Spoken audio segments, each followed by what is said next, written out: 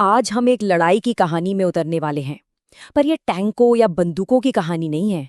नहीं, ये कहानी है दोस्ती की, वफादारी की और उन जख्मों की जो दिखते नहीं। ये कहानी हमें दिखाती है कि जंग की असली कीमत असल में कौन और कैसे चुकाता है। ये लाइन सीधे इस कहानी के दिल में उतरती है। मतलब ये कहानी है यादों की, उस सदमे की और उन गहरे निशानों की जो युद्ध किसी इंसान की रूह पर छोड़ जाता है। और ये निशान लड़ाई खत्म होने के बहुत बहुत बाद तक भी बने रहते हैं। तो चलिए कहानी की शुरुआत में चलते हैं, क्योंकि आखिर किसी चीज को खोने का दर्द तभी समझ आता है जब हमें ये पता हो कि हमारे पास खोने के लिए था क्या। युद्ध से पहले की दुनिया में माइकी, विनी और टॉमी की जिंदगी बहुत ही सीधी सादी और खुशहाल थी। वो सिर्फ दोस्त नहीं थे, वो एक दूसरे का परिवार थे। उनकी जिंदगी प्यार, हंसी मजाक और आने वाले कल के सपनों से भरी हुई थी। और फिर एक चिट्ठी आती है और सब कुछ बदल जाता है। विनी को आर्मी से बुलावा आता है और बस यहीं से घटनाओं का एक ऐसा सिलसिला शुरू हुआ जिसे कोई नहीं रोक सकता था। दोस्ती और वफादारी ने उन्हें एक ऐसे रास्ते पर धकेल दिया जहां से वापसी का कोई रास्ता नहीं था। ये शब्द माइकी ने विनी से कहे थे, और ये सिर्फ शब्द नहीं थे, ये एक वादा था।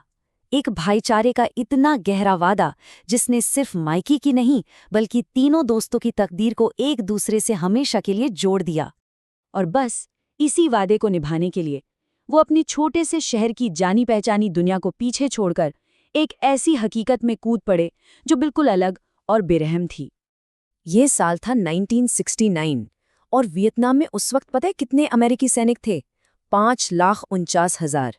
ये उस युद्ध का पीक था और माइकी, विनी और टॉमी अब उसी विशाल सेना का एक छोटा सा हिस्सा थे जिनमें से हर एक ने अपने घर वापस आने का वादा किया था। जंग के मैदान में पहुंचते ही सारे ऊंचे ऊंचे ख्याल, सारे आदर्श सब टूट कर बिखर गए। वियतनाम की लड़ाई की कोई तय सीमा नहीं थी।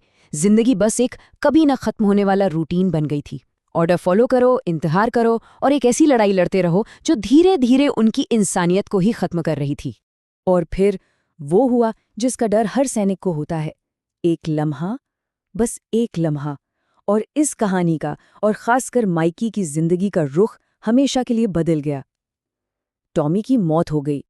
ये शब्द नहीं थे, ये माइकी के दिल पर एक बोझ बन गए। एक ऐसी बेबसी, एक ऐसा गिल्ट जो साए की तरह उसके साथ चिपक गया और उसे अंदर ही अंदर खाता रहा। इसे ही सर्वाइवर्स गिल्ट कहते हैं। और ये सवाल बहुत अहम है ना, कि कोई सैनिक घर वापस कैसे आए जब जंग उसके साथ ही घर चली आए, जब लड़ाई बाहर तो खत्म हो जाए पर दिमाग के अंदर चलती रहे। माइकी के लिए वियतनाम की जंग तो खत्म हो गई थी, लेकिन घर लौटने पर एक और जंग शुरू होने वाली थी, और शायद ये वाली जंग पहले से भी ज्यादा मुश्किल थी। एक ऐसी लड़ाई जो उस दौर के हजारों सैनिक बिल्कुल अकेले लड़ रहे थे। उसकी जिंदगी जैसे दो हिस्सों में बट गई थी।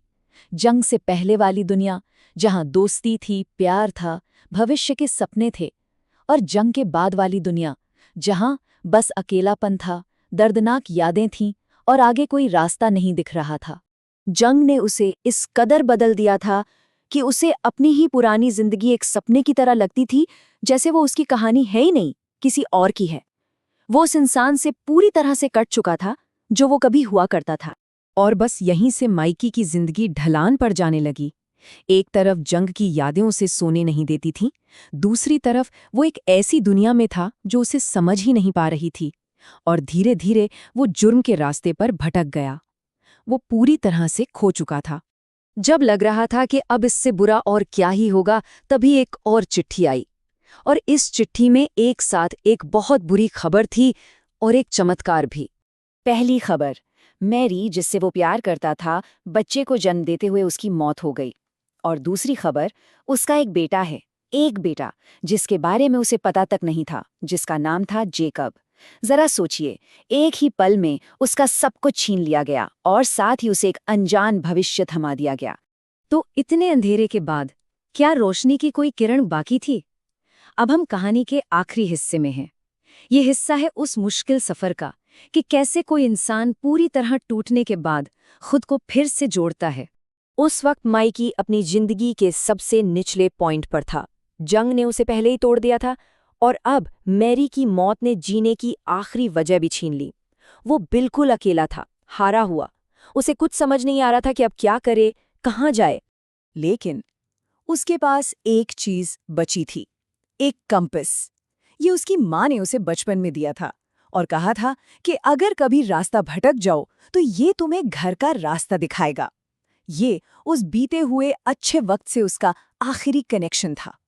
और फिर उसे वाकई घर का रास्ता मिला, एक नए रूप में, उसका बेटा जेकब।